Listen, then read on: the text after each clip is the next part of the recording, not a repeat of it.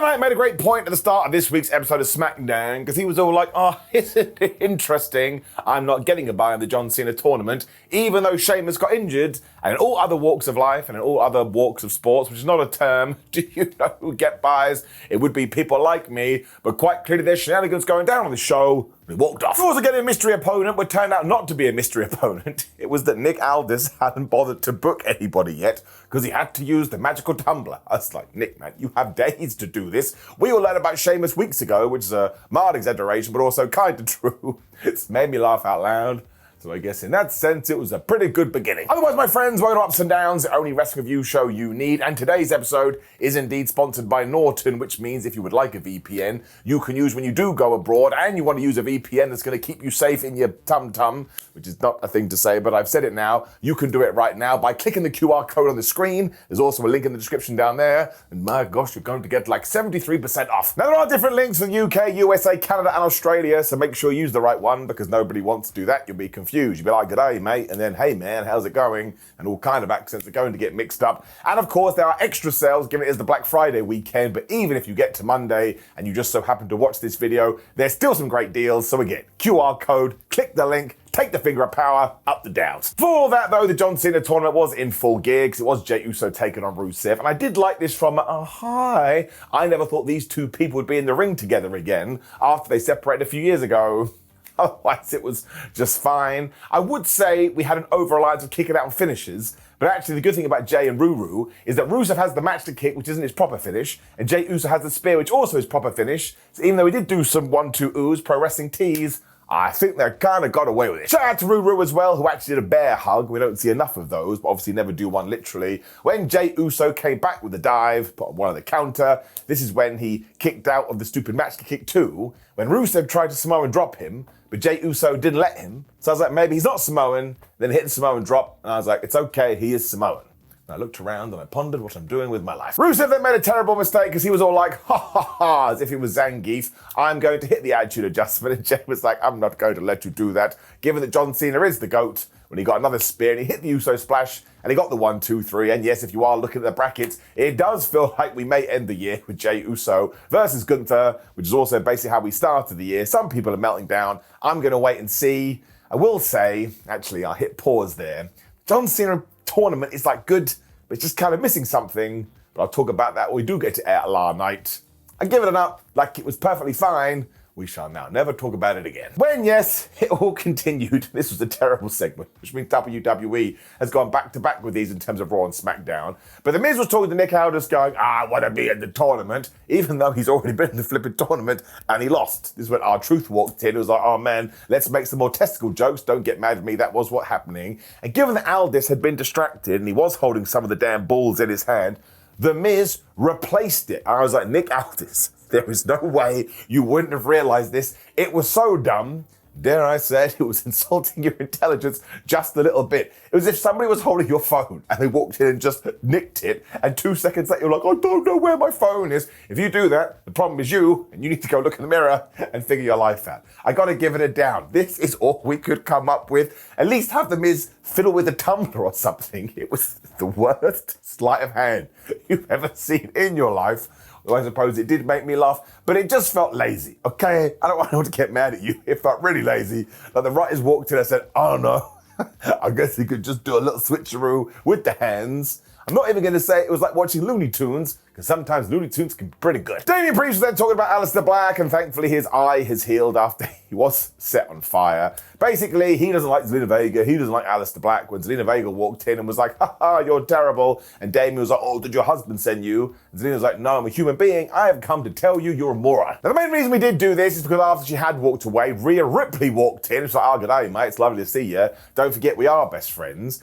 And she even said they should have a chat about things. So I do believe we're going to do Rhea and Damian taking on Aleister Black and Zelina. And actually, we do need to sort of start pushing Damian Priest again, so that's a great way to do it. I also laughed out loud here, though, because Rhea Ripley said, listen, we'll talk about this later, because I have to go and hype up Charlotte like she was in an RPG, and she was about to cast buff, honestly. That made me crack up, and we should do more of that. And as for this Damian Priest-Aleister Black feud, My answer is shrug emoji. Sometimes on the television, sometimes it's not. It's been going on for ages. We already had the big street fight, whatever you want to call it, with Fire, and it's still going on. I kind of think we should get to 2026 and hit reset on this, but still, throw them up the card. They're very good. I don't think, this is the only words I can think of, it's setting the world on fire. When Chelsea Green finally came out for her US title championship celebration, whamdazoo, she was all like, I'm the best champion of America, I'm the best champion of the continent, I'm just the best champion in history, nobody can beat me, because I am the best. And then she asked for a big pyrotechnics to play, when surprise, surprise, out came Jade Cargill. She booted Apple Fire so hard in the face, she hit Chelsea Green with Jaded when she walked off. I was like, that was a very weird kind of no-point segment. Now, I'm going to give it an up because I think Chelsea Green is hilarious, especially because after this, the pyros did go off. She was like, no, why would you do this to me? But why didn't Julia interrupt here, given that she was getting in Chelsea Green's face last week? I understand that Jade did that as well, but once again, Julia has vanished. Jade Cargill is our brand new, essentially, women's champion. She's not getting into a feud. She doesn't really cut promos. I don't mind them being short and sweet, and I get she did one backstage.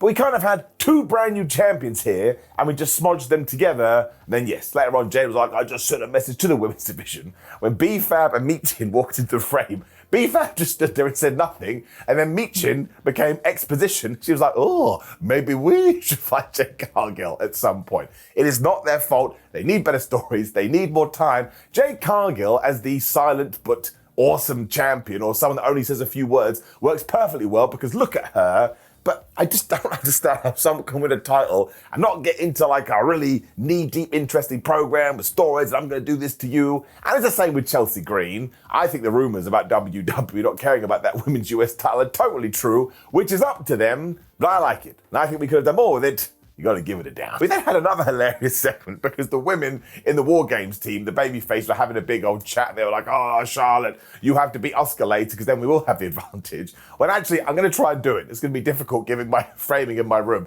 But this literally happened, right?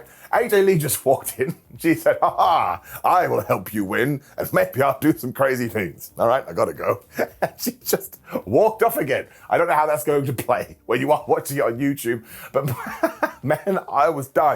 Everybody, especially Rhea Ripley, seemed very excited to have AJ Lee on the team. I was like, guys, that's a bizarre thing to do. Also, we can still see her because she's literally stood right there. I did enjoy it though, so I can't get mad when we did get to LA Knight versus The Miz, which was basically a carbon copy of the first match. And of course, The Miz had to hit the skull-crushing finale because nobody believed that he could possibly win, given he had just come out of nowhere. I think 2026, something that WWE should try and do, is just kind of rein it back in a little bit when it comes to people kicking out of finishes. Like, it was a random match in the John Cena tournament. It wasn't the semi-final, it wasn't the final. Just don't think we need to bastardize finishes to the degree we have done. Same for pay-per-views, save them for WrestleMania main events. I'm going to give that just a little bit of a down. Otherwise, though, it was perfectly fine. I mean, there's not much to write home about. The Miz tried to cheat at one point. The referee went, you're not allowed to cheat in the John Cena tournament. So LA Knight hit him with the BFT. He got the 1, 2, 3. That rhymes, so it must be true. I can't remember what the semi-finals are now. I think it's Solo versus Gunther and LA Knight versus Jey Uso, which actually does tie into a story we were telling a few months ago, so I do like that.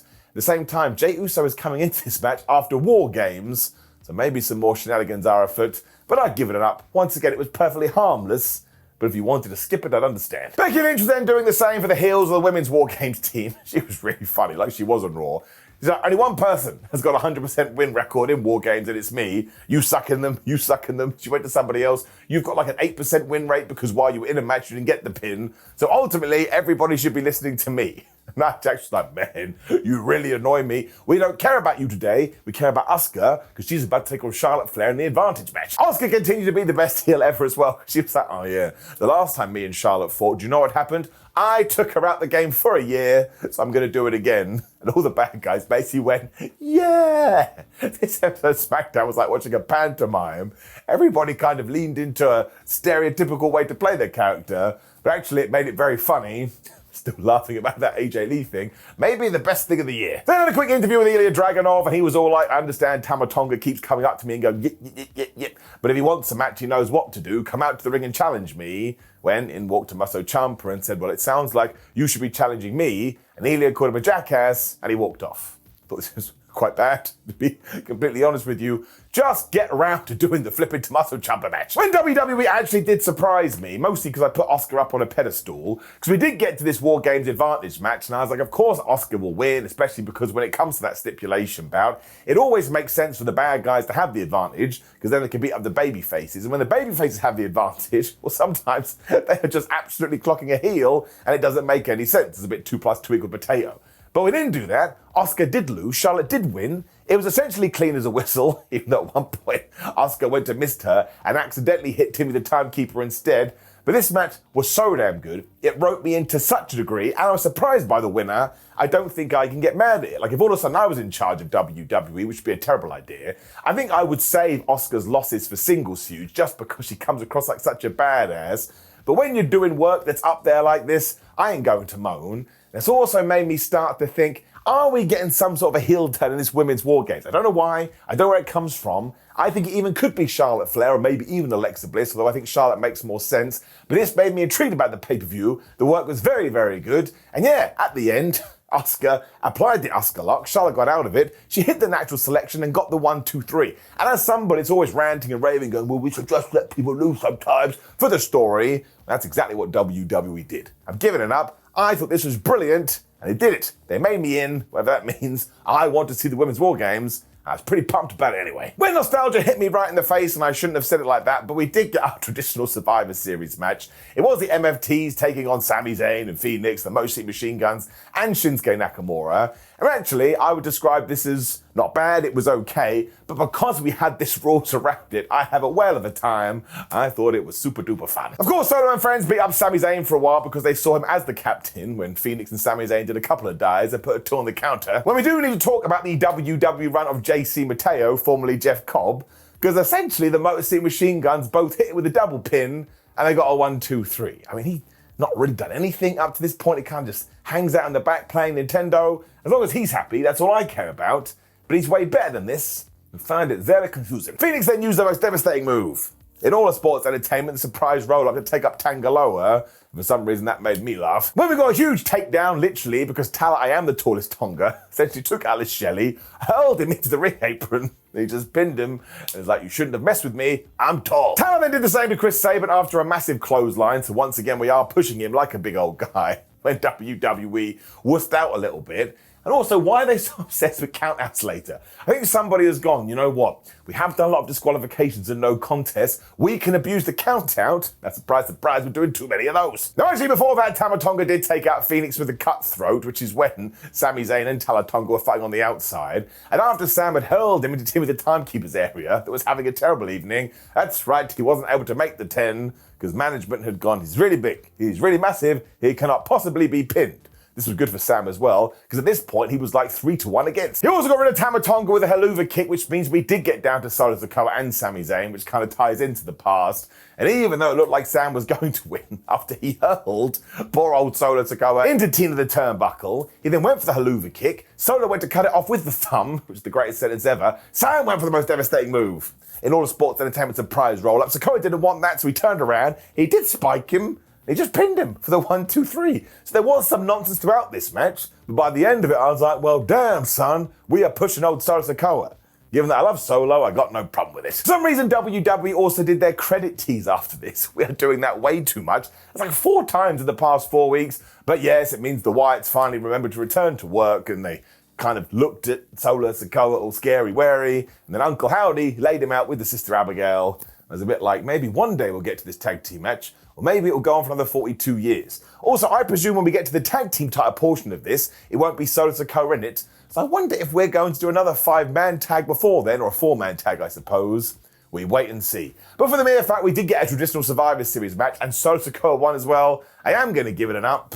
But I'll also say, in terms of like the ending of a go-home show leading into a PLE, well, it was a little bit meh. It's also totally missable. Don't want to be that guy, but if you just want to read up about SmackDown or watch me do it, as you just have, that's probably the way to do it. Now, people get mad, especially this one guy on the internet who went totally off on me, when I do give the middle thumb, but I'm giving it a middle thumb. Solo Sikoa ending the night kind of on top is always going to make me happy. Actually, outside of that, there wasn't much else. Now, I really enjoyed Charlotte versus Asuka, right? So I can't give it a complete down. That would be unfair. And also, a lot of this is coming from the fact I want to leave for Survivor Series, and it did not do that at all. But there's also a caveat to this. It was a tape show, which really affected the crowd, but really it was a tape show. It's because WWE allowed all the superstars to go home for Thanksgiving. And I think that's nice. And actually, given we get so many shows on television every single year, I will take a crappy SmackDown, which is a bit of an exaggeration, for human beings to have a nice time. It's getting thumb middle. Now you can come yell at me. Also, please do leave me a comment below and let me know what you thought about last night's episode of SmackDown. Like the video, share the video, and subscribe. Click the video on the screen, which is ups and downs for Monday Night Raw, and I will be back tomorrow morning for Survivor Series. And I have a match in progress too. It's going to be a busy old day for me. See you then.